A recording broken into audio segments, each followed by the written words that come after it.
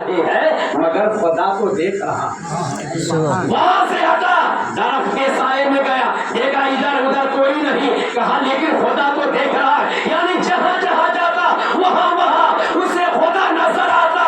وہ اپنے مرغے کو چھری سے ذبح نہیں کیا, وہ چاروں مرید مرغا ذبح کر کے پیر کی بارگاہ میں پہنچے. پہنچنے کے بعد خوشی کا اظہار کرنے لگے اور یہ زندہ مرغا چھری لے کر کے پیر کی بارگاہ میں پہنچا.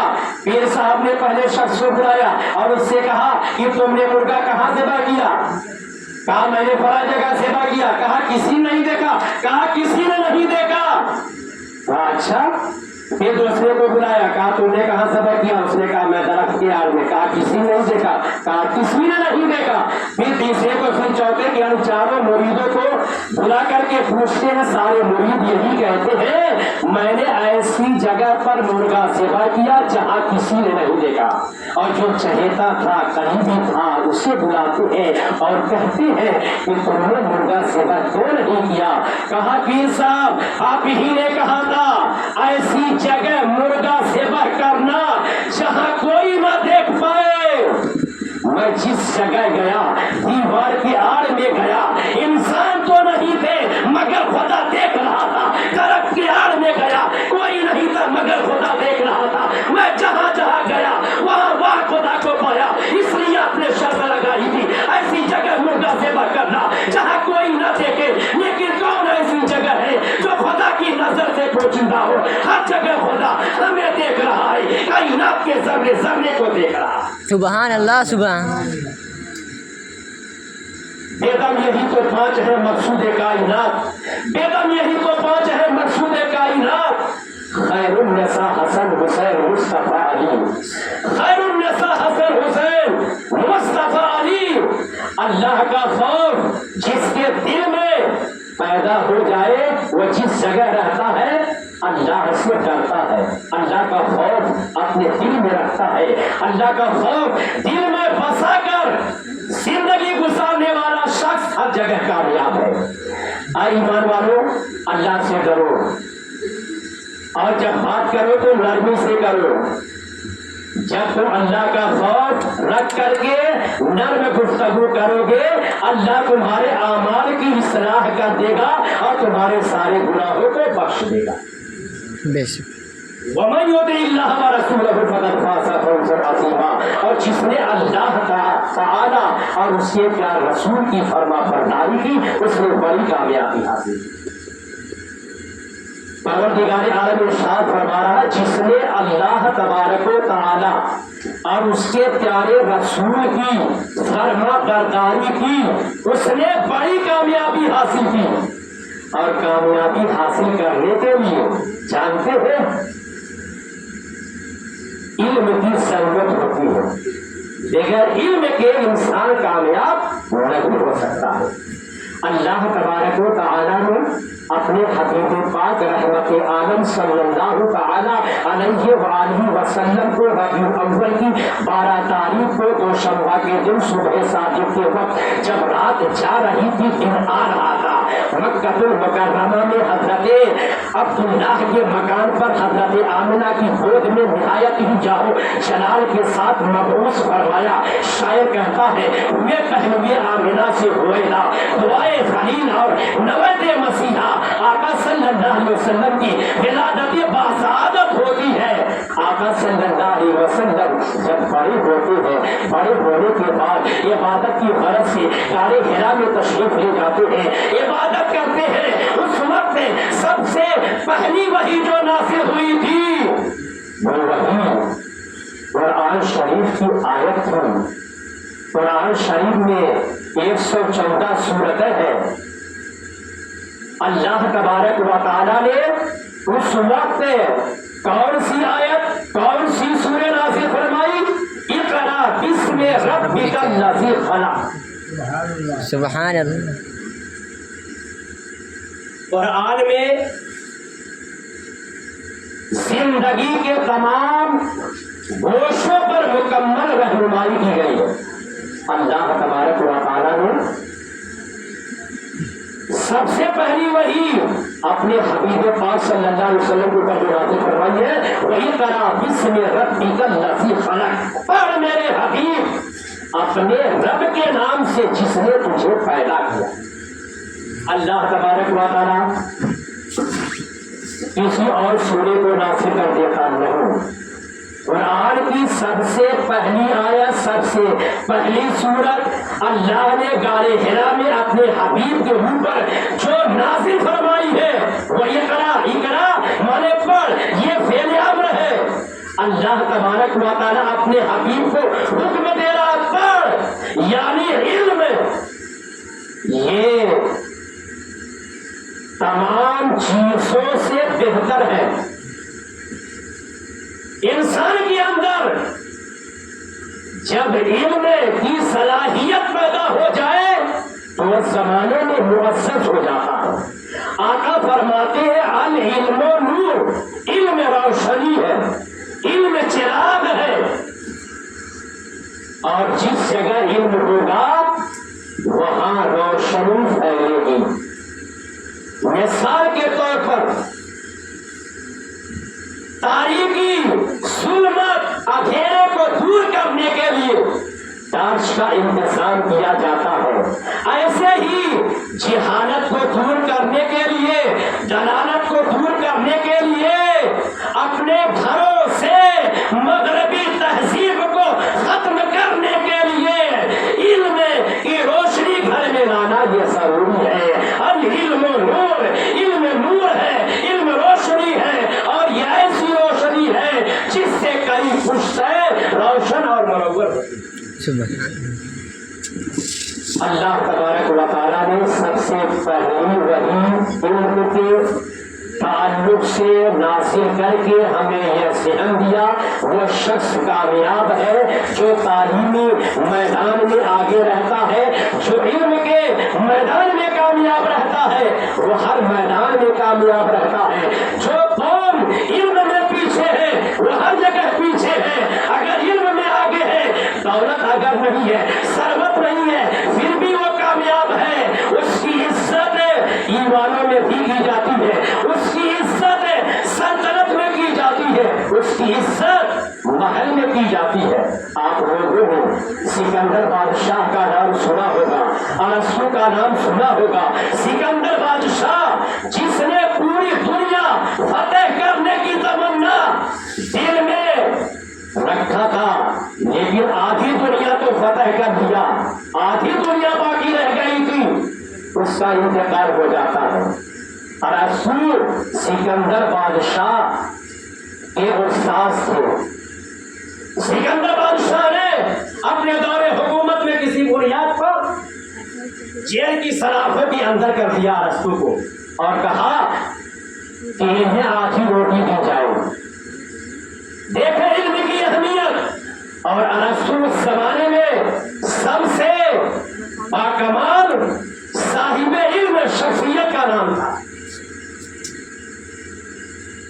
فلسفی میں ماہر، مناطقی میں ماہر انسان ارسطو کو سمجھا جاتا تھا۔ سکندر بادشاہ نے ارسطو کو جیل کے سلاخوں کی نظر کر دیا، جیلر سے کہا انہیں آدھی روٹی دی جائے۔ وقت گزرتا گیا، اتفاق سے ایک ایسا مرحلہ پیش آتا ہے جہاں ارسطو کی ضرورت پڑتی ہے، جہاں سارے مملکت کے حوصلہ فیل نظر آتے ہیں۔ دربار میں گھوڑوں کا ایک تاجر آیا۔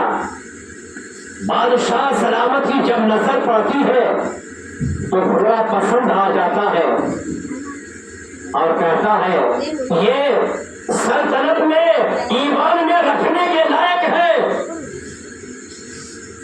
لیکن اس نے کہا ذرا وزیروں سے بھی صلاح لے لینی چاہیے کہ واقعی میں یہ گھوڑا ایوان میں رکھنے کے لائق ہے کہ نہیں۔ سارے وزراء سے اس بارے میں رائے طلب کی۔ سارے وزراء نے کہا بادشاہ سلامت دیکھنے میں خوبصورت گھوڑا ہے، آپ اسے لے لیجیے۔ لیکن پھر خیال آیا کہ ارسطو کو بلا बना लिया जाए, अगर अरसू कहने का कि ये घोड़ा ठीक है, तो फिर इसे अपने ईमान में रखने के बारे में गौर फौज कर सकता हूँ। अरसू को बुलाया जाता, अरसू खरामा आते हैं, दरबार खचाखच भरा हुआ है, सारे मथुरा कैबिनेट मंत्री सिकंदर बादशाह के दरबार में मौजूद है।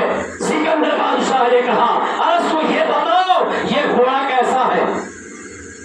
कहा ये घटिया नस्ल का घोड़ा है। जिस घोड़े के बारे में सारे लोगों ने कहा ये अच्छे नस्ल का घोड़ा है, अरसू ने एक ही सवाल में कहा ये घटिया नस्ल का है। बादशाह सिकंदर ने कहा, आखिर तुम कैसी बात कर रहे हो? कहा मैं यकीन के साथ कहता हूं कि इसने गदही का दूध पी करके अपनी ये जवानी तैयार की है। बादशाह सोचने लगता है और डंका बजवा देता है कि ये पता लगाया जाए ये घोड़ा किस जगह पैदा हुआ, किसके घर पैदा हुआ है। बादशाह ने ऐलान करवा दिया, पता चलता है ये घोड़ा फला गांव में फला के घर पैदा हुआ। वो एक औरत थी, उसे बुलाया जाता है। सिकंदर बादशाह ने पूछा, ये बताओ ये घोड़ा तुम्हारे घर का है? कहा मेरे घर का घोड़ा है। कहा इसकी असलियत बताओ? कहा कि जब ये पैदा हुआ तो इसकी मां घोड़ी मर गई, मेरे पास एक गदही थी, उसने बच्चा दिया था, मैंने उसके थन के करीब इसे किया, ये पीना शुरू कर दिया और रोजाना ये दूध गदही का पीता रहा और वो बड़ा होता रहा। अल्लाह अल्लाह कुर्बान जाइए, ये कैसा इल्म है, हम ये नहीं अंदाजा लगा सकते हैं ये जानवर कैसा है, ये इंसान कैसा है, इंसान की नस्ल कैसी है, इस घोड़े की नस्ल कैसी है, शेर की नस्ल कैसी है। लेकिन इल्म ऐसा जौहर है, इल्म ऐसी ताकत है, इसके जरिए सब कुछ पता लगाया जा सकता है। जब तहकीक हो गई मसले की, गदही का दूध ये पिया है, आना नस्ल का ये घोड़ा नहीं हो सकता है। बादशाह ने अरस्तु से कहा, ये बताओ कि तुम कैसे जाने कि इसने गदही का दूध पिया है? अरस्तु ने कहा, बादशाह सलामत, ना तो दूध का असर कभी खत्म होता है, ना खून का असर। दूध की जानी भेजता है और खून की जानी। कहा इसके कान की जानिब आप देखो, ये दूध का असर है। इस घोड़े का कान गधे के कान की तरह है। लोगों ने जब गौर से देखा, उसके कान से पता लगाया कि कान जो उस घोड़े का था वो घोड़े के मानिंद उसका काम नहीं था, बल्कि गधे की तरह उसका काम। अल्लाह अल्लाह, बादशाह खुश हुआ और कहा, जेलर से उसे जेल में ले जाओ, इसकी आधी रोटी और बना दो। अब एक रोटी मिलने लगी। इत्तेफाक से दिन गुजरता गया और बगैर अरस्तु के सिकंदर बादशाह का कोई भी मसला हल नहीं होता। इतने कैबिनेट में मंत्री थे, वज़रा थे, सारे लोग ऐसा फैसला नहीं देते थे जिस ईकान और ईसान के साथ अरस्तु फैसला देता है। मामला फिर फंसा।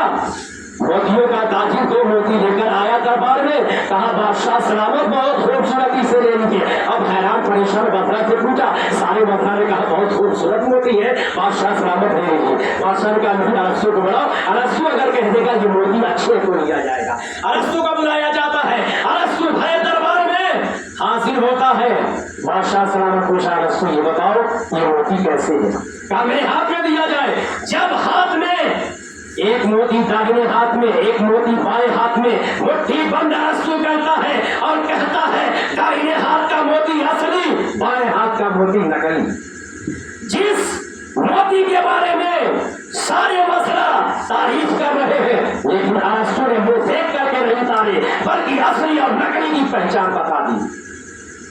बादशाह सलामत को यकीन नहीं हुआ। बादशाह ने हथौड़ी मंगवाई, असली मोती पर उसे चलाया गया, कोई असर नहीं पहुंचा, 10 से 10 मोती नहीं।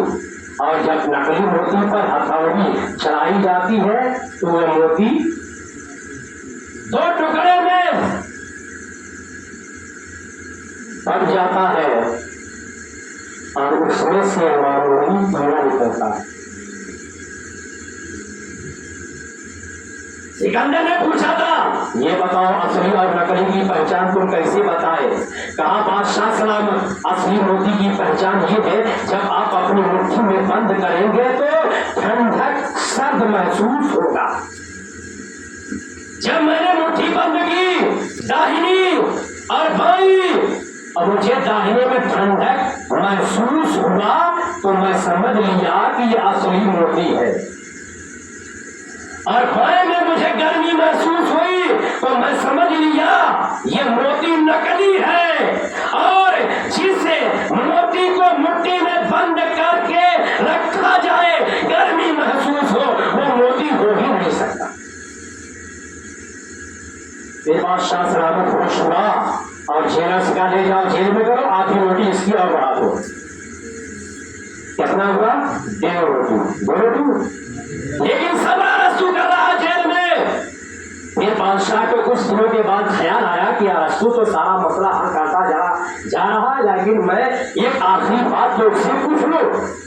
ارسطو نے حکم دیا، سکندر بادشاہ نے حکم دیا ارسطو کو دربار میں لایا جائے۔ دربار میں ارسطو بلایا جاتا ہے۔ بادشاہ نے کہا یہ بتاؤ کہ میرا خاندان کیسا ہے، میری نسل کیسی ہے، میرے خاندان کے بارے میں ذرا بتاؤ۔ تو ارسطو نے یہی کہا تھا کہ آپ کے خاندان میں، آپ کے آباء و اجداد میں روٹی نان بائی بنانے والے تھے۔ بادشاہ سلامت سن کر کے غصہ ہو جاتا، ناراض ہو جاتا ہے کہ اس طریقے سے میری بھی حرمتی کی کہ آپ کے باپ دادا میں سے کوئی نان بھائی رہے جو گاؤں گاؤں جا کر کے شادی بیاہ کے موقع پر روٹی بنایا کرتے تھے۔ بادشاہ کو بہت غصہ آیا، لیکن اس کی تحقیق کے لیے اپنی ماں کو بلایا۔ ماں زندہ تھی۔ ماں نے ماں سے پوچھا کہ ماں یہ بتاؤ ارسطو اس طریقے کی بات کر رہا ہے، کیا بات صحیح ہے؟ ماں نے کہا ہاں بیٹا، تمہارے دادا ہی تھے جو نان بائی بنایا کرتے تھے، روٹی بنایا کرتے تھے گاؤں گاؤں جا کر کے شادی بیاہ کے موقع پر۔ بادشاہ سکندر کو یقین ہوا تو ارسطو سے پوچھا یہ بتاؤ کہ تم کیسے جانے میرے باپ دادا میں سے ایک نان بائی رہے ہیں، روٹی بنانے والے رہے ہیں؟ تو ارسطو نے کہا بادشاہ سلامت میں نے دیکھا کہ جب جب آپ خوش ہوئے آپ میری روٹی ہی بڑھائے، میری روٹی ہی بڑھائے۔ دنیا کا کوئی تاجور اگر خوش ہوتا ہے تو چیک دیتا ہے، زمین دیتا ہے، جائیداد دیتا ہے، گاڑی دیتا ہے، بینک بیلنس کرتا ہے، لیکن میں نے دیکھا کہ جب جب آپ خوش ہوئے سب سے بڑا کام میں نے حل کیا۔ جب جب خوش ہوئے آپ نے میری روٹی بڑھائی، روٹی بڑھائی، روٹی بڑھائی۔ میں سمجھ لیا کہ یہ روٹی کا اثر ہے۔ بستر غفلت سے غافل خدا کے واسطے کر بھیا اٹھ کے کچھ رہتے جزا کے واسطے حد کو ہے آخر کہاں کا سوئے گا، آج ہو سویا تو پھر کل ہاتھ مل کر روئے گا، جاگ نہ ہو جاگے افراد کے سایہ کرے، حشر تک سونا پڑے گا خاک کے سایہ کرے، کوئی باقی رہے گا نہ چمک بڑھ جائے گا، پر رسول اللہ کا دین حسن بڑھ جائے گا۔ اللہ تبارک و تعالیٰ نے ہمیں خیر امت بنا کر کے بھیجا ہے، اس لیے ہمارے لیے ضروری ہے کہ ہم اپنے دل میں اللہ کا خوف رکھ کر کے لوگوں سے بات نرمی سے کریں، چاہے ہم سے بڑا ہو، چاہے چھوٹا ہو، چاہے ماں ہو، چاہے باپ ہو، چاہے بھائی ہو۔ یہ پیغام عید میلاد النبی کی محفل سے لے جائیے، انشاءاللہ تبارک و تعالیٰ دل میں اللہ کا خوف رکھ کر کے اگر نرم گفتگو کرتے ہیں دشمن بھی دوست بن جائے گا۔ ناراض بیوی ہے تو بیوی خوش ہو جائے گی، ماں ناراض ہے ماں خوش ہو جائے گی، باپ ناراض ہے باپ خوش ہو جائے گا۔ یہ اللہ نے ہمیں تحفہ دیا ہے، دل میں خوف خدا اور زبان سے نرم گفتگو کرو، دشمن بھی تمہارا دوست بن جائے گا۔ ہزاروں مشکلوں میں حل مشکل ڈھونڈ لیتے ہیں، ہزاروں مشکلوں میں حل مشکل ڈھونڈ لیتے ہیں، جنہیں سچی طلب ہوتی ہے اپنی منزل ڈھونڈ لیتے ہیں۔ اور کھلی پہچان ہے صاحبان اصل ہمت کی، جہاں سے چاہتے ہیں اپنا راستہ ڈھونڈ لیتے ہو، سبحان جہاں اللہ سے چاہتے ہیں